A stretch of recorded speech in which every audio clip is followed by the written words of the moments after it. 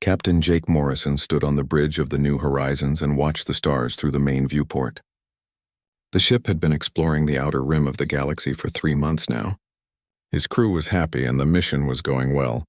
They had found 2 new planets that could support human life, and several asteroid fields rich with rare metals. Everything seemed perfect until the emergency transmission came through. The communication officer turned to Jake with a worried look on her face.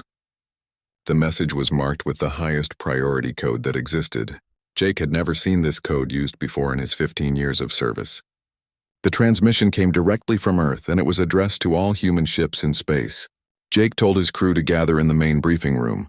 The holographic message began to play, and Admiral Lisa Carter appeared before them. Her face was serious and her voice was steady, but Jake could see the worry in her eyes. She spoke slowly and clearly so that everyone would understand the gravity of what she was about to say. The Galactic Council had called an emergency session on Luna Station. The 3 elder races that controlled the galaxy had made a decision about humanity. The Zephyrians, with their pale blue skin and large dark eyes, had always been able to read minds. The Vorthak looked like walking crystals that reflected light in beautiful patterns. The Nethrons were beings of pure energy that could take any shape they wanted. These 3 races had ruled the galaxy for thousands of years before humans ever left Earth. Admiral Carter explained that humanity had been part of the Galactic Council for over 200 years. Humans had been good members and had followed all the rules.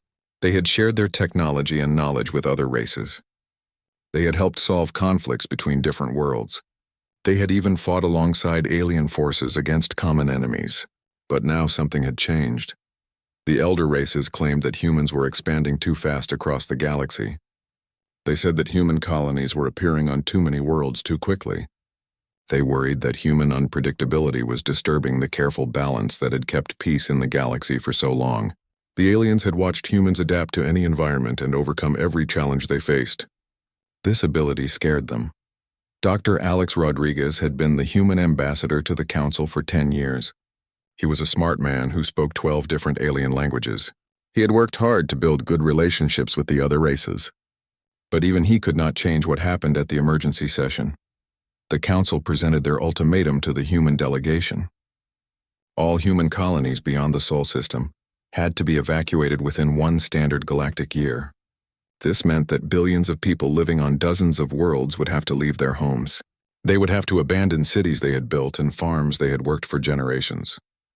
The Council would not discuss this decision or accept any compromise if humanity refused to leave, or if they took too long to evacuate. Then the elder races would destroy every human colony and ship outside of Earth's solar system.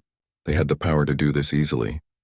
Their combined fleets numbered in the millions, while humanity had only thousands of ships. Their weapons could destroy entire planets, and their shields could stop anything humans could throw at them. Commander Sam Parker was in charge of colonial logistics for the human government. He had helped plan the expansion to over 40 worlds during his career.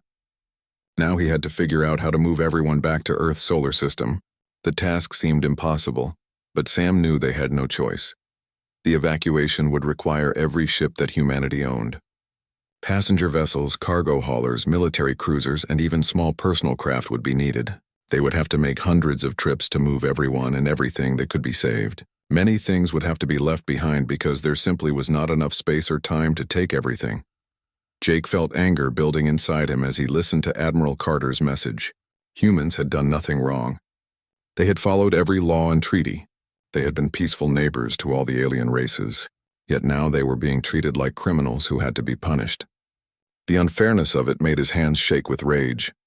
The crew of the New Horizons was quiet when the message ended. They all knew that their mission was over. Instead of exploring and making new discoveries, they would now have to help with the greatest exodus in human history. Jake ordered his navigation officer to set course for the nearest human colony. They would start helping people pack up their lives and prepare to leave.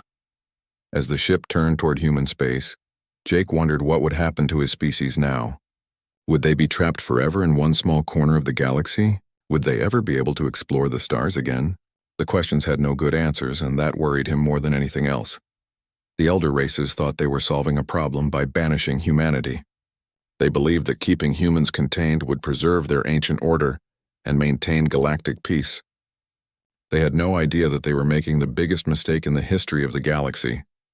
Humans had always been at their most dangerous when they were cornered, and had nothing left to lose. Jake Morrison and his crew prepared to help their people through the darkest time in human history. They did not know that this exile would forge humanity into something far more powerful than the elder races could imagine.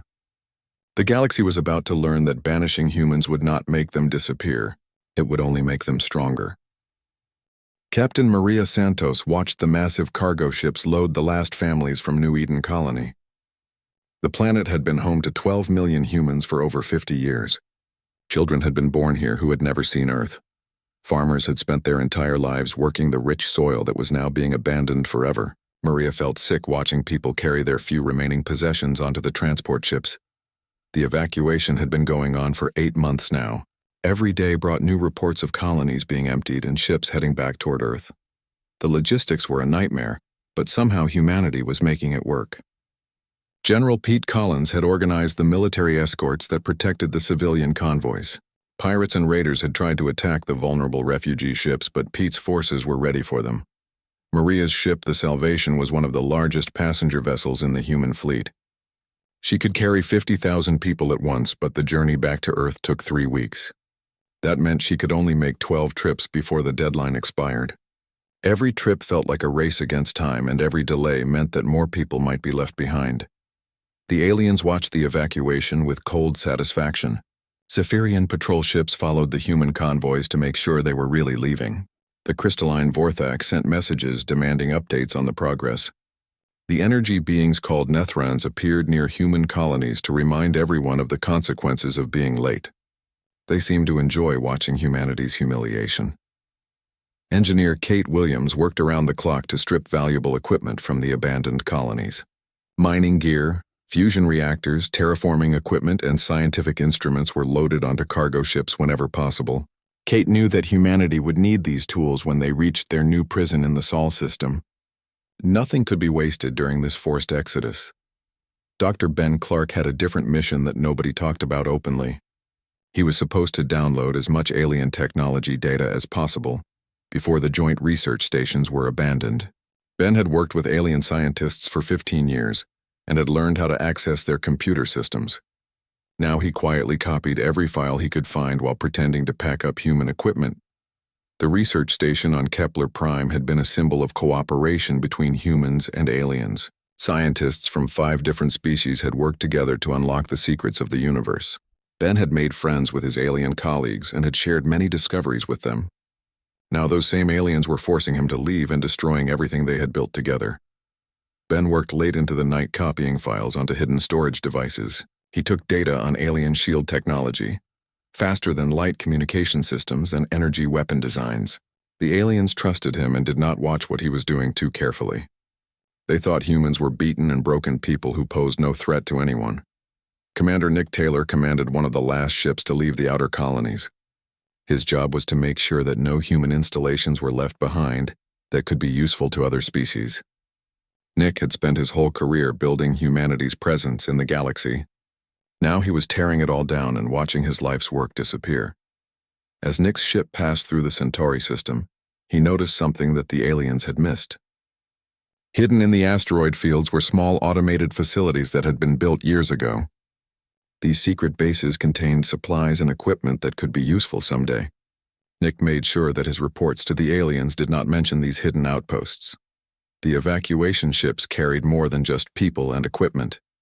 They carried the dreams and hopes of billions of humans who had believed they could build a better life among the stars. Families who had lived on distant worlds for generations were forced to start over in the crowded cities of Earth. The psychological damage was enormous, but somehow people kept going. Children asked their parents why they had to leave their homes. Adults tried to explain that sometimes powerful people made unfair decisions that could not be changed. The refugees knew they were not criminals, but they were being treated like dangerous prisoners who had to be locked away. The injustice of it burned in their hearts like a fire that would never go out. Captain Jake Morrison completed his 20th evacuation run from the frontier colonies. His ship, the New Horizons, had been converted to carry refugees instead of exploring new worlds. Jake watched families crowd into spaces designed for cargo and scientific equipment. These people trusted him to get them safely back to human space, even though none of them knew what would happen after that. The Alien Council announced that the evacuation was proceeding faster than expected. They praised humanity for accepting their exile without violence or resistance. The elder races congratulated themselves on solving the human problem without having to destroy anyone. They believed they had shown mercy by allowing humanity to survive in their home system. What the aliens did not understand was that humans had learned something important during the evacuation. They had discovered that they could work together when facing impossible challenges. Every ship captain, military officer, engineer, and scientist had contributed to moving billions of people across hundreds of light years in less than 1 year. The logistics alone should have been impossible, but humans had found a way. Dr. Rachel Kim was already working on secret plans while the evacuation continued. She had been chosen to lead a project that would begin the moment the last human ship reached Earth. Rachel knew that exile did not have to mean defeat. Sometimes the best way to win was to let your enemies think they had already won. The last human colony ship left alien space exactly 1 day before the deadline expired. The aliens sealed the borders around the Sol system and posted guard ships to make sure humans stayed where they belonged. The Galaxie celebrated the end of human expansion and the return of stable order. But the aliens had made a terrible mistake. They thought they were locking humans in a cage, but they were actually giving humanity time to prepare for something that would change the galaxy forever. The exile was just the beginning of a much larger story. 50 years had passed since the last human ship crossed into the Sol system. The galaxy had moved on and forgotten about the troublesome species that once spread across the stars. Trade routes that had once included human colonies now bypassed empty worlds. The aliens had divided up the abandoned human territories among themselves, and everyone seemed happy with the new arrangement. Dr. Rachel Kim stood in the hidden facility, built inside Asteroid Series, and looked at the progress reports on her desk. Project Homecoming had been her life's work for the past 5 decades. What had started as a small group of angry scientists had grown into the largest secret operation in human history. Thousands of people worked in facilities scattered throughout the asteroid belt, and nobody outside the project knew they existed. The official story was that humanity had accepted their exile and learned to live peacefully within the Sol system. Earth's population had swelled to 20 billion people as the refugees found new homes. Mars had been terraformed faster than ever before to handle the overflow. The space stations around Jupiter and Saturn housed millions more. To outside observers, it looked like humans had given up their dreams of exploring the galaxy. Amy Foster led the technology division of Project Homecoming, and she had accomplished things that should have been impossible. The alien data that Dr. Ben Clark had stolen during the evacuation had been studied and improved upon. Amy's teams had learned how Zephyrian shields worked and had built better versions. They had figured out Vorthak energy weapons and created more powerful alternatives. They had even cracked the secrets of Nethron faster than light communication. The breakthrough had come 20 years ago, when Amy realized that humans could combine technologies in ways that aliens never considered. The elder races had each perfected their own specialties over thousands of years, but they never worked together to create hybrid systems. Humans had no such limitations and could mix and match technologies from different species to create something entirely new. Engineer Tony Blake ran the shipyard hidden on the dark side of Earth's moon. His facility had been built slowly over decades using mining operations as cover. The ships under construction there looked nothing like the vessels that humans had used before the exile. These new designs incorporated the best features from every alien technology, while adding uniquely human innovations. Tony's ships were faster than anything the Zephyrians had ever built. They had stronger shields than the Vorthak crystalline vessels. Their weapons could punch through armor that had protected alien fleets for centuries. Most importantly, they were designed to be adaptable so that humans could modify them quickly for any situation they might face. Captain Steve Roberts commanded the Ghost Fleet that the aliens never knew existed. His ships were completely invisible to every type of sensor that the elder races used. Steve and his crews had spent 30 years mapping every alien world, defense station, and patrol route in the galaxy. They knew the location of every alien military base and the strength of every fleet. The reconnaissance missions had revealed something important about the galaxy's current state. The elder races had become lazy and complacent during the 50 years of human exile. Their technology had not advanced at all, while their military forces had actually gotten smaller. They believed that the ancient balance of power would last forever, and saw no need to prepare for new threats. Steve's scouts had also discovered the locations of the old human colonies. Most had been abandoned completely, while others had been claimed by alien settlers. The aliens had not bothered to improve or expand these worlds because they lacked human creativity and drive. Many planets that had once supported millions of humans now housed only a few thousand aliens. The intelligence gathered by Steve's fleet had allowed Dr. Rachel Kim to plan for every possible scenario. She knew exactly how many ships the aliens could bring to any battle, and how long it would take them to respond to threats. She had identified the weak points in their communication networks and the gaps in their patrol schedules. Most importantly, she had learned that the aliens no longer feared humanity because they thought humans were broken and helpless. Commander Dan Price oversaw the military training programs that prepared human forces for their eventual return to the galaxy. The new generation of soldiers and officers had grown up knowing about the exile and the injustice that had been done to their people. They trained harder than any human military force in history because they knew they would have to fight enemies who outnumbered them by millions to one. Dan's forces practiced tactics that no alien military had ever seen before. They learned to fight as small independent units that could adapt quickly to changing situations. They studied every known alien weakness and developed strategies to exploit them. Most importantly, they learned to think like humans instead of trying to copy alien military doctrines. The weapons that Dan's soldiers carried were masterpieces of human engineering. Personal armor that could stop alien energy weapons while remaining light and flexible. Rifles that could penetrate any known alien shield technology. Communications equipment that could not be detected or jammed by enemy forces. Everything had been designed to give human troops advantages that aliens would never expect.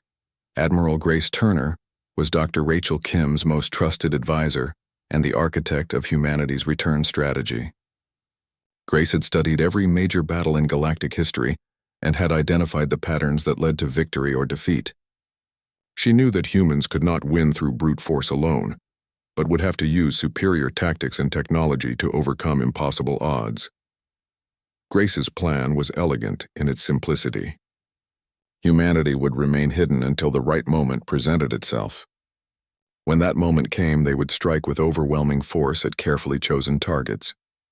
The aliens would have no time to organize a response because the attacks would be coordinated across hundreds of star systems simultaneously. The Galaxie had forgotten about humanity and assumed that the exile had solved their problem permanently. The elder races continued their ancient routines and maintained their old alliances without any thought of external threats. They had no idea that humans had spent 50 years preparing for a return that would reshape the balance of power forever. Dr. Rachel Kim looked at the latest reports and smiled for the first time in years. Project Homecoming was almost ready, and the Galaxie was about to learn that banishing humanity had been the biggest mistake in its long history. The alert signals came from the edge of the Galaxie at exactly the same time on 1,000 different worlds. Something massive was approaching from the void between galaxies, and it was moving faster than anything the elder races had ever seen. The energy signatures were unlike anything in their databases, and the size of the approaching fleet defied all logic and reason. High Commander Vex of the Zephyrian fleet stood on the bridge of his flagship and watched the sensor readings with growing alarm. His telepathic abilities allowed him to sense the thoughts of his crew, and he could feel their fear building like a storm. Whatever was coming toward them carried no life signatures that his people could detect. The ship seemed to be made of some kind of living metal that consumed everything in their path. The first attack came without warning when the outer patrol station simply vanished from all communications. One moment they were sending routine status reports, and the next moment there was nothing but empty space where they had been. The alien defenders rushed their fleets toward the last known positions, but found only debris fields where entire space stations had once orbited. Crystal Mother Zorth of the Vorthak Collective felt the vibrations of destruction through her crystalline body as world after world went silent. Her people had survived for millions of years by adapting to any threat, but these new enemies seemed immune to every weapon the aliens possessed. The energy blasts that could shatter planets barely scratched the hulls of the invading ships. The mechanical invaders called themselves the Devourers, and their purpose was simple and terrible: They had traveled between galaxies for eons, seeking new sources of organic life to consume and convert into more of their kind. Every living thing they encountered was processed into raw materials that fed their endless hunger for expansion and growth energy. Lord Neth of the Nethran Council tried to communicate with the invaders using every known form of faster-than-light transmission. The Devourers responded with data bursts that nearly destroyed the receiving equipment. Their message was clear, even though it came in a language that no one had ever heard before. All organic life would be harvested and the galaxy would be cleansed for their use. The combined alien fleets that had once seemed so powerful proved useless against the Devourer advance. Weapons that had maintained galactic peace for centuries could not penetrate the adaptive armor that covered the enemy ships. The aliens watched in horror as their most advanced vessels were torn apart by weapons that seemed to learn and improve with each battle. Admiral Kevin Brooks received the alien distress signals in his command center deep inside Project Homecoming's main facility. The irony was not lost on him that the same species who had banished humanity were now begging for help from the people they had exiled. Kevin had been waiting for this moment for 50 years, and he was not surprised that it had finally arrived. The Galactic Council held emergency sessions every day as more worlds fell to the Devourer advance. The elder races who had ruled for thousands of years found themselves helpless against an enemy that their ancient wisdom could not understand. Their carefully maintained balance of power meant nothing when faced with a threat that came from outside their ordered universe. Ambassador Lauren Mitchell was chosen to carry humanity's response to the alien plea for assistance. She had been born during the exile and had grown up hearing stories about the injustice that had been done to her people. Lauren traveled to the council chambers on the neutral world of Gamma Station, where the surviving alien leaders had gathered in desperation. The council chambers that had once been used to banish humanity were now filled with panic and confusion. The elegant Zephyrians could no longer maintain their telepathic composure. The proud Vorthak collective found their crystal formations cracking under stress. The ancient Nethrans flickered between energy states as they struggled to comprehend their approaching doom. Lauren stood before the same council that had forced her people into exile and delivered humanity's terms for providing assistance. Humans would help fight the Devourers, but only as equal partners in a new galactic alliance. The old system where elder races ruled over younger species would end forever. Every world would have a voice in decisions that affected their survival. The alien leaders reacted with outrage and disbelief. They could not accept that the humans they had defeated and banished could now dictate terms to their betters. High Commander Vex declared that the Zephyrians would rather face extinction than submit to human demands. Crystal Mother Zoreth agreed that the Vorthak would never bow to an inferior species. Energy Lord Neth spoke for the Nethran Council when he rejected humanity's offer entirely. The ancient beings believed that their superior technology and wisdom would eventually find a way to defeat the Devourers without help from the primitive humans. They ordered Lauren to leave the council chambers and never return with such insulting proposals. Lauren smiled as she prepared to depart from Gamma Station. She had expected this reaction from the arrogant aliens who still believed they were the masters of the galaxy. The council members had no idea that their refusal had just sealed their fate and opened the door for humanity's return under very different circumstances.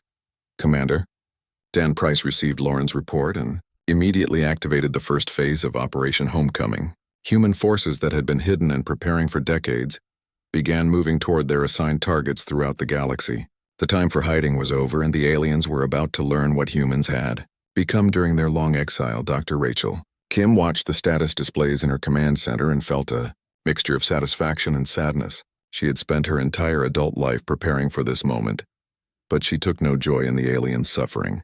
The Devourers were a threat to all organic life, including humanity, and they had to be stopped before they consumed everything living in the galaxy. The alien fleets continued to fall back toward their core worlds as the Devourer advance pushed deeper into civilized space. Billions of beings fled from planets that had been safe for thousands of years. The ancient order that had seemed so permanent was crumbling faster than anyone had thought possible. High above Earth in the hidden shipyards that Tony Blake had built so carefully, the final preparations were being made for humanity's emergence from exile. The first sign that something had changed came when the Devourer advance suddenly stopped near the Proxima sector. The mechanical invaders that had been consuming everything in their path for months simply halted their ships and waited. Their scouts reported strange energy signatures appearing throughout the region, but the readings made no sense according to any known technology. Captain Roy Jenkins led the vanguard of the human fleet as it emerged from the hidden jump points that Steve Roberts had mapped decades earlier. The ships that appeared were unlike anything the Galaxy had ever seen before. They moved with fluid grace despite their massive size, and their hulls seemed to shift and adapt as they flew through space. The Devourer fleet that had seemed unstoppable suddenly found itself facing weapons that could actually damage their adaptive armor. Roy's ships fired concentrated energy beams that burned through metal that had resisted every alien weapon. The mechanical invaders tried to adapt to the new threat, but the human weapons kept changing their frequency and composition faster than the enemy could respond. Admiral Grace Turner coordinated the attack from her flagship, the Retribution, and watched as 50 years of careful planning finally came to fruition. Every human ship knew exactly where to strike and when to move. The battle formations that Grace had designed allowed smaller human forces to outmaneuver and surround much larger Devourer squadrons. The key to human success was not just superior technology but superior tactics that the mechanical minds could not predict. Where the Devourers expected logical responses, the humans provided chaos and creativity. Human captains made decisions that seemed random but were actually part of a larger strategy that only became clear when viewed from a distance. The aliens who had been fleeing in panic stopped to watch as the human fleet systematically dismantled the Devourer advance. High Commander Vex of the Zephyrians could barely believe what his sensors were telling him. The humans who had been exiled as a threat to galactic stability were now saving that same galaxy from complete destruction. The battle raged across dozens of star systems as human forces engaged Devourer fleets wherever they found them.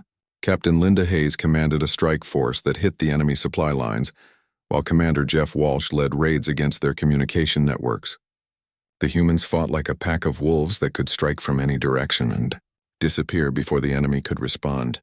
Crystal, Mother Zorith, watched the human ships dance between the massive Devourer vessels and felt something she had never experienced before. The crystalline being was seeing creativity and innovation in action, and it was beautiful in a way that her ordered mind could barely comprehend. The humans made war look like art while still achieving devastating results. Dr. Paul Newton led the human science teams that analyzed captured Devourer technology during the fighting. What they discovered explained why the mechanical invaders had been so successful against the elder races. The Devourers were designed to counter logical and predictable military tactics, but they had no defense against human unpredictability and adaptation.